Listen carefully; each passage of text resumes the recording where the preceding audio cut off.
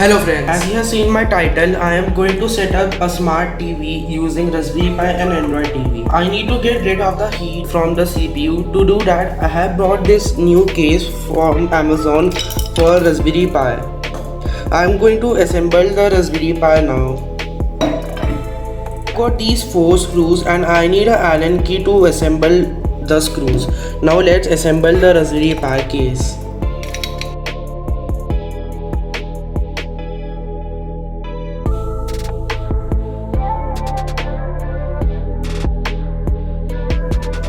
Now for these fans to work, I need to plug this cable in the Raspberry Pi to the power. You can see the pinout over here for that. You need 3 more items to run Android TV on Raspberry Pi. First, you will need a SanDisk SD card. You can choose any storage SD card like 8GB, 16GB, and I have a 32GB. You will need a SD card reader, anyone can work, and you will need a external USB drive. I am gonna move to the computer, and before that we need to insert the SD card in my computer. I am going to insert the SD card in my computer. Now let's move to the computer. Now you guys have to go to this link. I have given this link in the description. Open it and then go here to devices and then choose Raspberry Pi 4. If you have a Raspberry Pi 3, you can also choose it over here.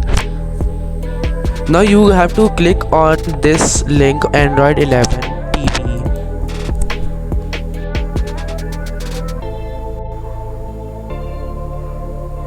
Now go scroll down and click on this download link.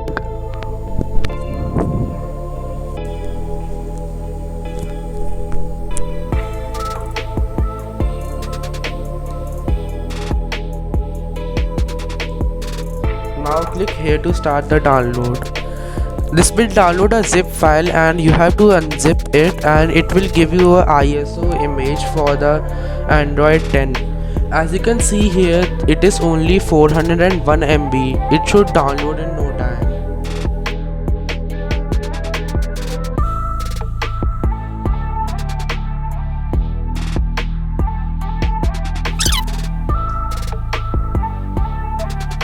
After downloading the file, go back to the previous page.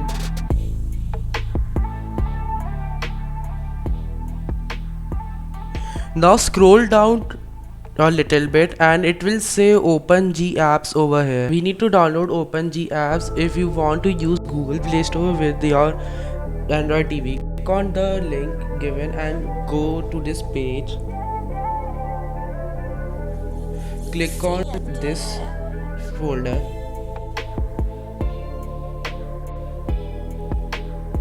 And now click on OpenGApps ARM11 Android TV stock.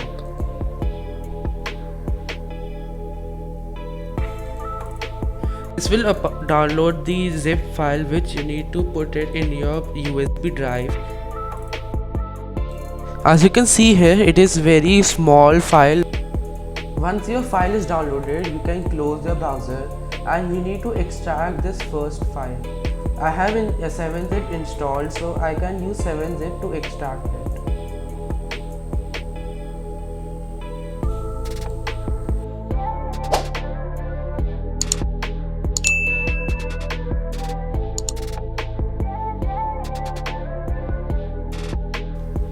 After extracting, you will see this image file over here. It's an IMG file.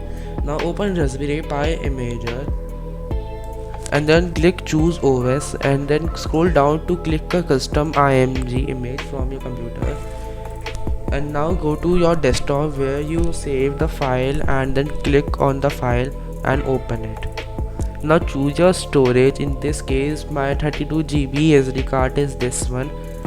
If you have anything on the card, it will erase everything. You should probably back it up everything and then use this to flash it. Click yes. Now it will flash this image on your SD card.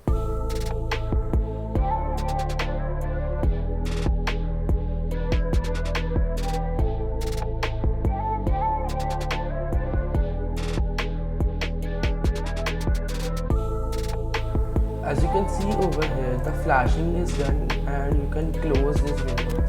Now what you have to do is open File Explorer and go to your pen drive you attached and copy this open gaps file onto that pen drive.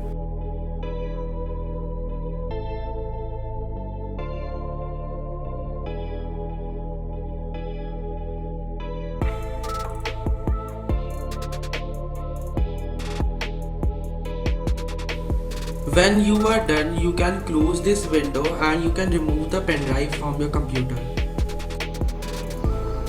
When you are done, take out your SD card from your computer and insert it in your Raspberry Pi. I have a keyboard and a mouse over here and I will attach it to the Raspberry Pi.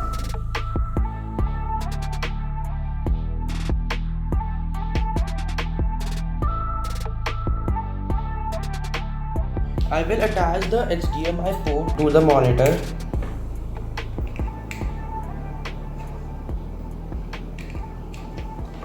And I will switch the input from the monitor. Now I will insert the Type-C power supply.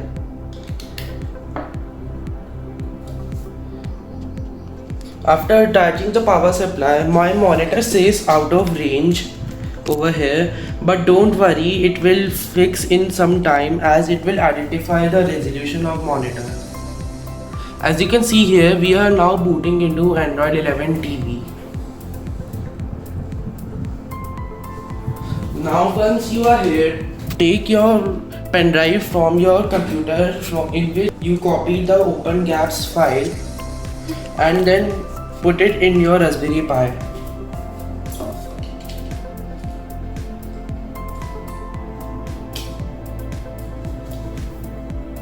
Once you have done that and your keyboard and mouse attached, go to Settings, Device Preferences and About and click on the Build to turn on Development Settings.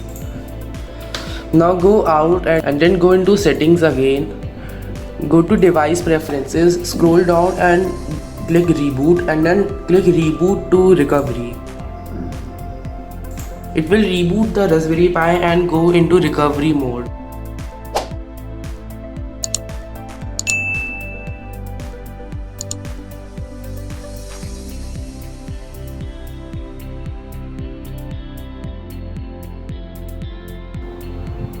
Now we have booted into recovery mode. Now you have to swipe here to allow modifications. Go to Mount, select storage and then select the USB drive you attached. Click OK and go back. Go to install and then over here we have the open gaps file. Click on it and swipe to confirm flash. This will now flash the zip file to the Raspberry Pi and we will have access to Play Store and other Google items. See, I did it.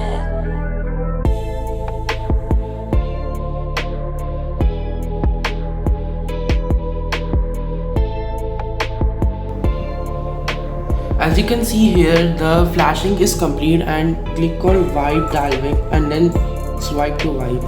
When this is done, you can click on reboot system. Now this will reboot your Raspberry Pi and it will go to Android 11 with Google Apps. Now you can remove the USB drive you have attached to the Raspberry Pi. We won't need it anymore.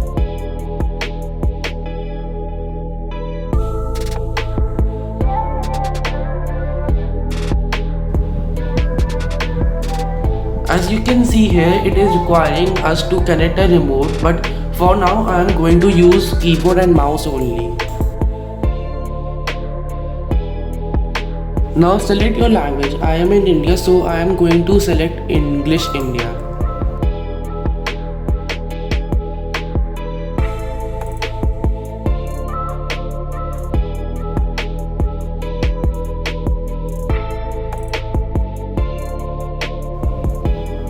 Now over here you have to connect to your Wi-Fi network. I will connect to my Wi-Fi network using my keyboard.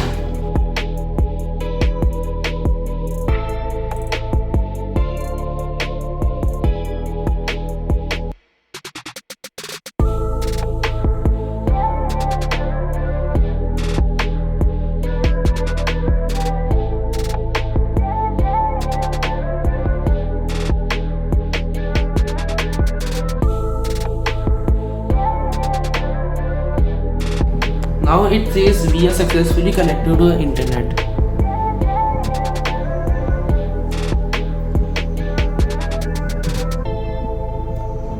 Now you have to click sign in and you have to sign in with your account.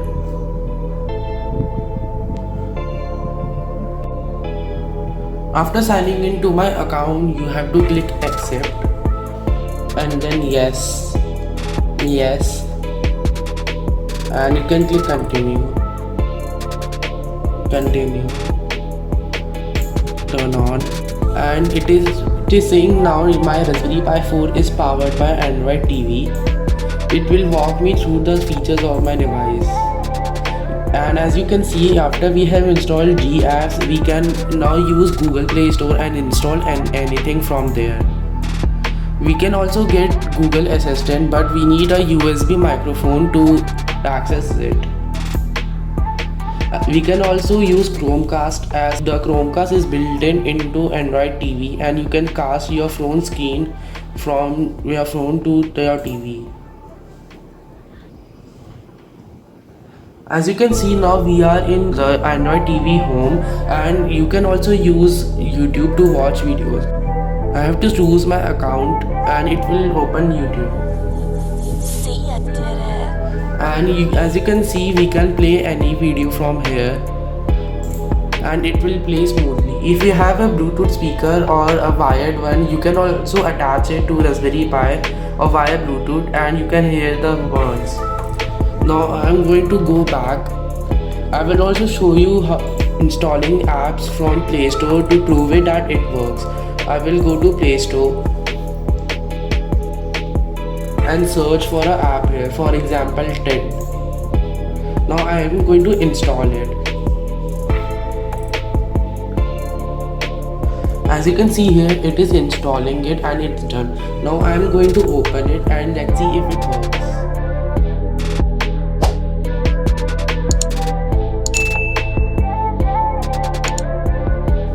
As you can see over here, now we are inside the TED app and you can watch anything you want. Like this, you can also download any app from Play Store. I have also got a wireless Bluetooth controller over here. I can also use this with my Android TV to control it. Now to set it up, you need to turn it on and then go into settings, go into remotes and accessories and it will search for it. As you can see, my remote pops up here and I will connect to it. Click yes and now it is paired with my controller. Now I can use my controller with my TV to navigate.